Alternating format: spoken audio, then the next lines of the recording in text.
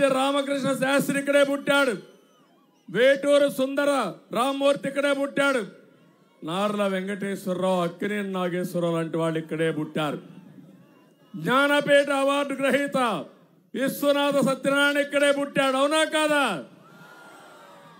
ఇంతమంది గొప్పోళ్ళు పుడితే ఇప్పుడు తమ్ముళ్ళు అలాంటి తులసి మొక్కలు పుట్టిన గడ్డ ఇప్పుడు గంజాయి మొక్కలు వచ్చాయి. వచ్చాయా లేదా? పవిత్రమైన ఈ మట్టిని మలినం చేస్తున్నాయి. అధికారం అంటే బూతులు. ఎవడెక్కువ బూతులు తిడితే వాడికి మంత్రి పదవి, ఎవడు దాడులు చేస్తే వాడికి ప్రమోషన్లు ఇచ్చే దారుణమైన పరిస్థితి వచ్చింది. నేను ఒకటే మిమ్మల్ని అందరినీ కోరుతున్నా, మీరు కోరుకునేది రౌడీయిజమని మిమ్మల్ని అడుగుతున్నా. మీరు కోరుకునేది అభివృద్ధి, మీరు కోరుకునేది సంక్షేమం, మీరు కోరుకునేది భవిష్యత్ అవునా కాదా అని మిమ్మల్ని అడుగుతున్నా. అవునైతే గట్టిగా చెప్పట్లు కూడా చెప్పండి. 5 ఏళ్ల పాలన ఆ దిశగా జరిగిందా తమ్ముళ్ళు అని మిమ్మల్ని అడుగుతున్నా. ఎప్పుడైనా అభివృద్ధి గురించి మాట్లాడాలని మిమ్మల్ని అడుగుతున్నా. ఒక్క విషయం నేను మిమ్మల్ని అందరినీ కోరుతున్నా. పామర్రు అదే అమరావతి వచ్చుంటే ఔటర్ రింగ్ రోడ్ ఇక్కడి నుంచి 15 కిలోమీటర్లు నేరుగా నూజివేడు నుంచి వచ్చి మచిలీపట్నం రోడ్లో కలిసి ఏదైతే ఇక్కడ హనుమాన్ జంక్షన్కి చేరేది. అప్పుడు మీరు ఎక్కడుండేవాళ్ళు? హైదరాబాద్ ఔటర్ రింగ్ రోడ్లో లోపల ఉన్నట్టు ఇక్కడి నుంచి దర్జాగా ఔటర్ రింగ్ రోడ్డు పోయేవాళ్ళు. అమరావతికి పోవాలంటే కృష్ణా దాటుకొని అమరావతికి పోయేవాళ్ళు. మీ భూములకు విలువ వచ్చేది, మీ ఊర్లో ఉద్యోగాలు వచ్చేటివి, మీ దశ దిశ మారిపోయి ఉండేది. అవునా కాదా అని మిమ్మల్ని అడుగుతున్నా. ఏం చేశారు ఈ గంజాయి బ్యాచ్? ఏం చేశారు ఈ గంజాయి బ్యాచ్? అమరావతి మీద ఆడుకున్నారా లేదా అని మిమ్మల్ని అడుగుతున్నా. 3 రాజధానులు. ఎక్కడన్నా ఎవడన్నా మాట్లాడాలంటే సిగ్గు ఎగ్గు ఉండాలి కదా, బుద్ధి జ్ఞానం ఉండాలి కదా. ఉందా ఈ నాయకులకి? రోడ్డు మీద గుంతల పూడ్చలేని దారుణమైన పరిస్థితి. అవునా కాదా? గుంతల పూడ్చలేడు కానీ 3 రాజధానులు కడతాడంట. అంటే ఏం మాట్లాడుతున్నారో అర్థం కాకుండా చేసి మీరు ఒక్కసారి మీరు ఆలోచించాలి. మనకిచ్చే డబ్బులు పింఛన్లు కానీ ఏది కానీ సంపద సృష్టిస్తే, ఆదాయం పెంచితే దాని మీద గవర్నమెంట్కి రెవెన్యూ వచ్చి అది సంక్షేమానికి అభివృద్ధి ఖర్చు పెట్టి మళ్ళీ భవిష్యత్తుకు గ్యారంటీ ఇచ్చే విధంగా కార్యక్రమాలు చేస్తాం. అదే నేను 25 ఏళ్లకు మునుపు చేశాను హైదరాబాద్ నగరాన్ని. ఈరోజు మీరు చూశారు, హైదరాబాద్ పోతే ఒక ఔటర్ రింగ్ రోడ్డు, ఒక ఎయిర్పోర్టు, ఒక నాలెడ్జ్ ఎకానమీకి ఐటీ ఇవన్నీ ప్రారంభించింది తెలుగుదేశం పార్టీ. అవునా కాదా అని మేము అడుగుతున్నా. ఈరోజు మీరందరూ ఒక చిన్న పని చేసుకోవాలంటే, కడాన పాచి పని చేయాలంటే, మట్టి పని చేయాలంటే ఎక్కడికి పోతున్నారు? హైదరాబాద్ పోయే పరిస్థితికి వచ్చారు. ఏంటి కర్మ అని నేను అడుగుతున్నా.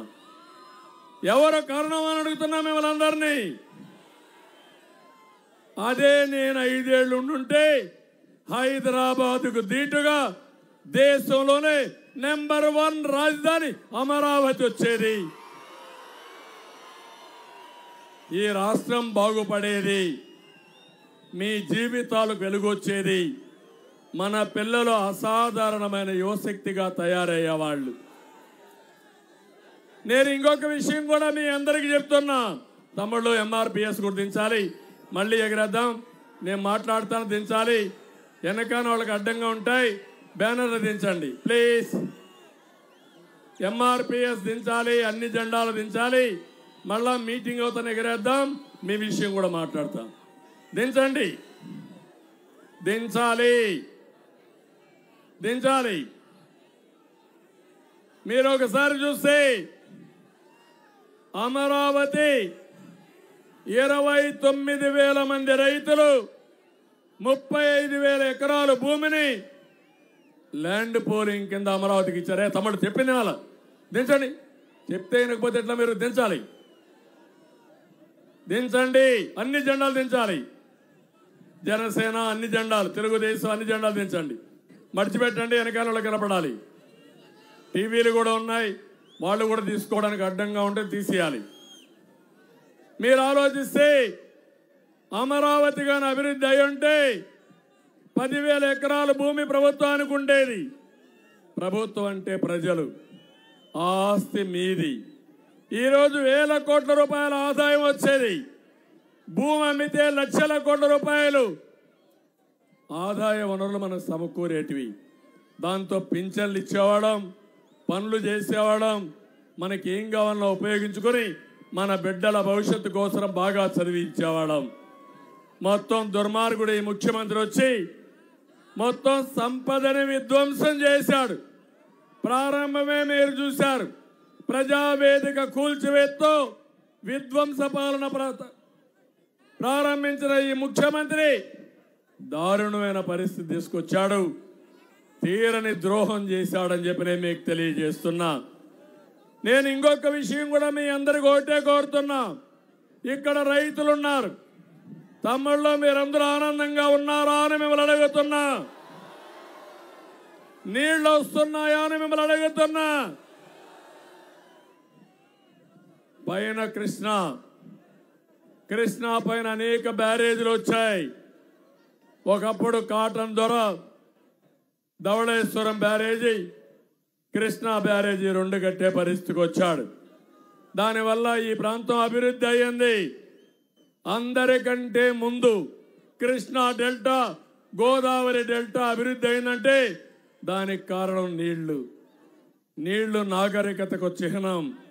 నీళ్లుంటే సంపద వస్తుంది. అలాంటి ఈ ప్రాంతంలో పైన ప్రాజెక్టు కట్టుకుంటూ వచ్చారు. నీళ్లు రాలేని పరిస్థితి వచ్చింది. ఖరీఫ్ పంట కూడా వేసుకోలేకపోయాం. ఆ సమయంలో విభజన జరిగింది. విభజనలో పోలవరం ప్రాజెక్టు పెట్టారు. నేను ఆలోచించాను, పోలవరం ప్రాజెక్టు పూర్తి కాక మునిపే పట్టసీమ ద్వారా నీళ్లు ఈ ప్రాంతానికి తీసుకొచ్చి మీ పంట పొలాలకు నీళ్లు ఇచ్చిన పార్టీ తెలుగుదేశం పార్టీ. అవునా కాదా? దానివల్ల మీకు ఎప్పుడు కూడా సీజన్ మిస్ కాలేదు. ఓసారి కొంత సీజన్ కానీ వెనకానేస్తే తుఫాన్లు వస్తాయి. తుఫాన్ల బారి నుంచి కూడా కాపాడాం. నా చిరకాల వాంఛ పోలవరం పూర్తి చేసి నదుల అనుసంధానం చేసి కృష్ణా డెల్టాలో 2 పంట